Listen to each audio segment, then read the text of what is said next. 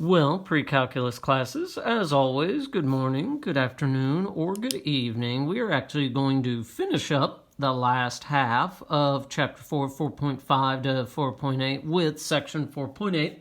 There is only one set of notes, and one of the things that we will even come back and go back over are those concepts of what's the angle of elevation, what is the angle of depression, whether or not you remember.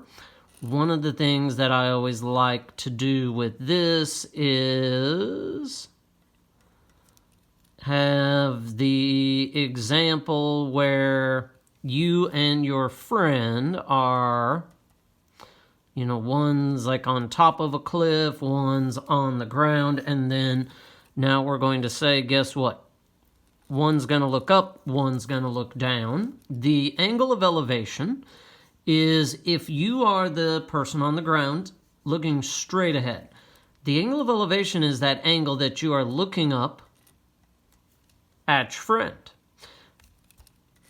The angle of depression would be, okay, if your friend who's on top of the building is looking straight ahead. The angle that they need to look down to see you is the angle of depression, and I'll use alpha there. And again, one of the things that we've discussed is that theta and alpha are congruent. So, angle of elevation, angle of depression. The first question is going to be a review. At a point 180 feet from the base of a building, the angle of elevation to the bottom of the smokestack is 35 degrees, whereas the angle of elevation to the top is 53 degrees. So, again, here is where we will draw. Here's a building. Here is someone looking up at it. And there is a smokestack with smoke billowing out.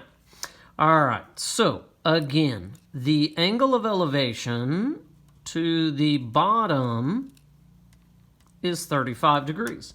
The angle of elevation to the top is 53 degrees. And it's 180 feet from the person to the building. So obviously nowhere near scale, but we'll work around that. All right, so the height of the smokestack is what we're truly looking for. Now, unfortunately, the 18-degree angle in between here really isn't useful. We don't have a way to directly find x. So the first thing that we're going to do is we're going to find the height of the building. And in order to do that, well, we have the opposite leg, we have the adjacent leg. I guess you could also argue that this height is over there as well. So opposite and adjacent. So tangent 35 equals y over 180. And so to find y, I'm just going to multiply the 180 over. So y equals 180 times tangent 35. And I end up with 85.3. And one thing, okay, actually it's not. One thing that do remember, be careful, all through chapter 4 and as we move into chapter 5 as well, make sure your calculator is in the right mode. 85 degrees wasn't necessarily 85 feet wasn't necessarily unreasonable, but let's see here.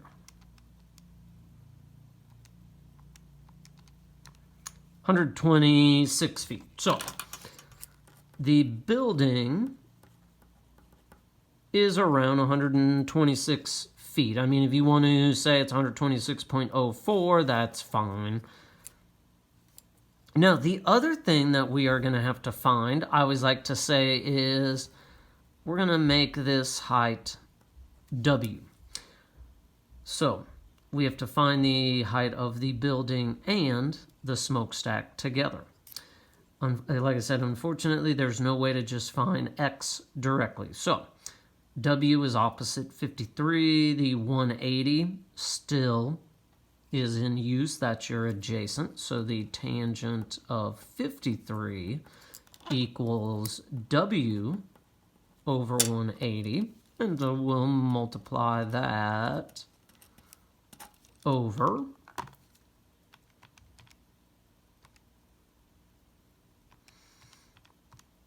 so 238.86. So, we'll go ahead and add in the 0.04 there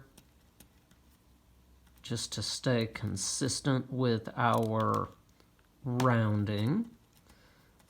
So, to figure out X, all we're now going to do, X is W minus Y.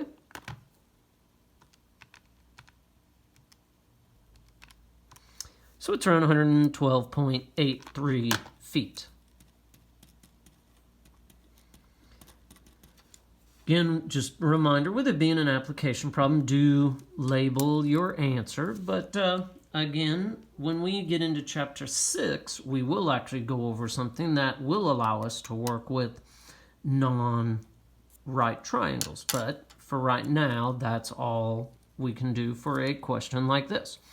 All right, something that is new, bearings.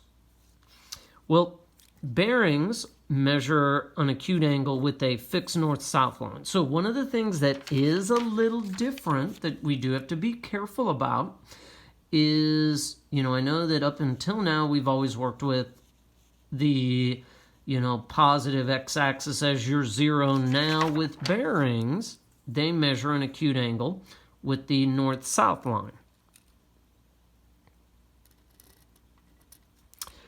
So right here, let's say this angle is 20 degrees. Well, the way you actually write this bearing out, it is 20 degrees east of north. Now, I'll go ahead and certainly draw in another bearing here. This one I'll make sure have a little larger angle where I can write that in. Again, when we set up bearings, it's always in relation to north-south. This is 50 degrees west of south. So again, the way you say this, 20 degrees east of north, 50 degrees west of south. So, again, because you are working with these north-south lines, one of the things that you will find is certainly that a lot of right triangle trig will be involved. So, one other example with bearings. A ship leaves port at noon, heads due west at 20 knots.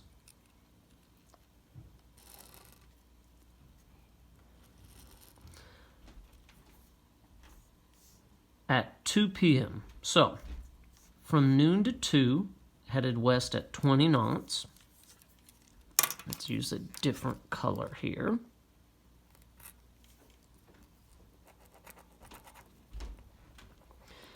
And since it was for 2 hours, it has traveled 40 miles. Now, here is where, at 2 p.m., ship changes course to 54 degrees west of north. So, find the ship's bearing and distance from the port at 3 p.m. Well, one of the things that I'm going to do, because the ship is changing directions, I am going to draw in a new north-south line. So, changes course to 54 degrees west of north. So, let's see here if I can't try and kind of get a reasonably accurate.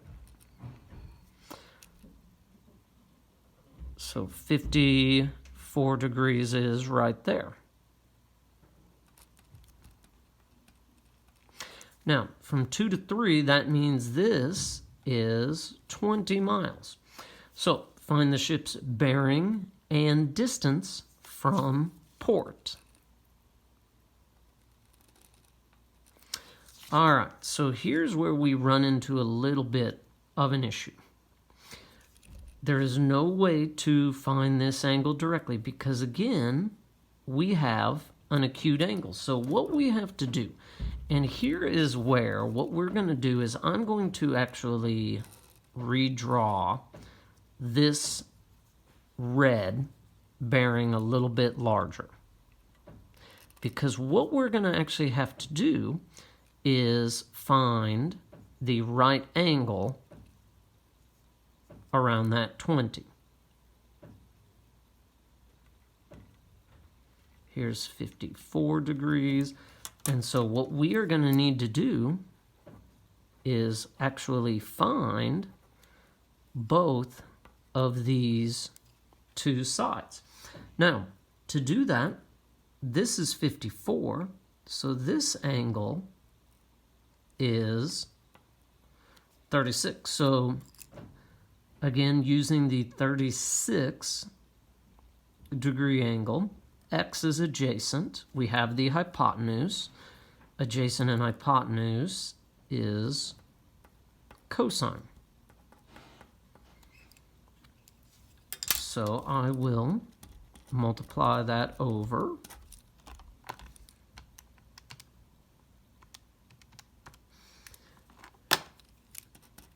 16.18. Now we need to do the same thing for y. In theory, yes, you could go ahead and do Pythagorean theorem. I'm going to go ahead and actually use a trig function just so that way I'm not using a rounded value. Opposite hypotenuse, so actually that should say sine 36. Sorry about that.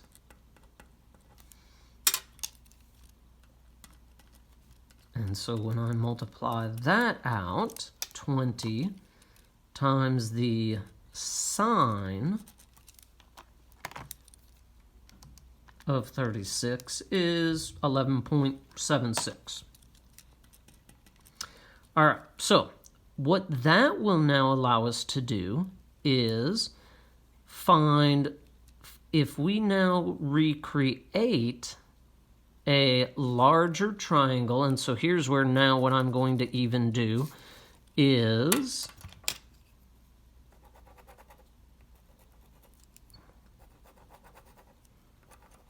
because this is one of the more just complicated problems. So we can pull back up 16.18 there, 11.76 here. So now we're looking for the hypotenuse. So 11.76 squared plus 56.18 squared equals the ship's distance squared.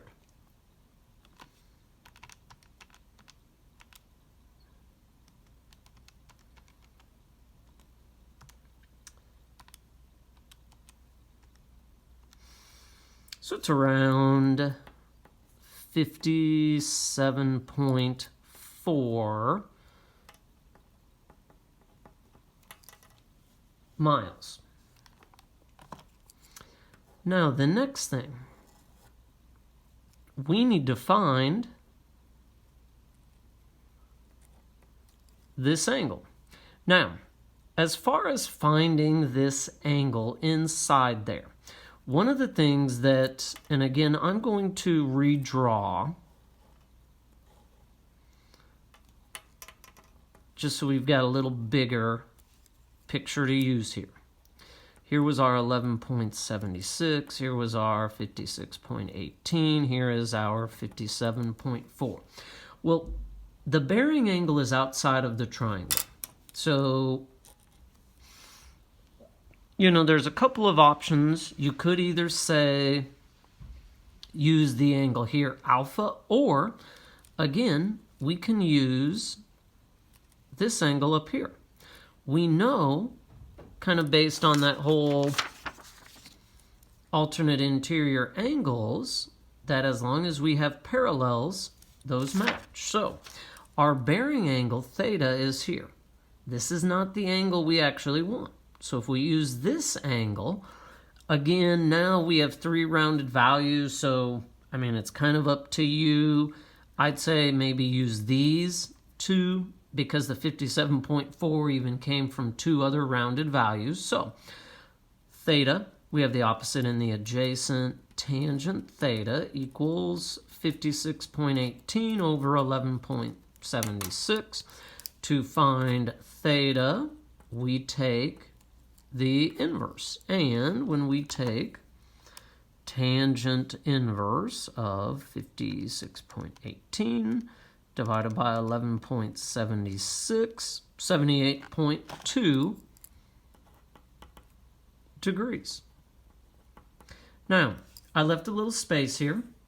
It did ask us for a bearing angle. So it's 78.2 degrees west of north. So, again, I know that some of these bearing questions where you actually have things that involve, it headed west, then northwest. Those are a little more complicated. Most are a lot more cut and dried where you just have one direction to deal with. But again, this finishes up everything with Chapter 4.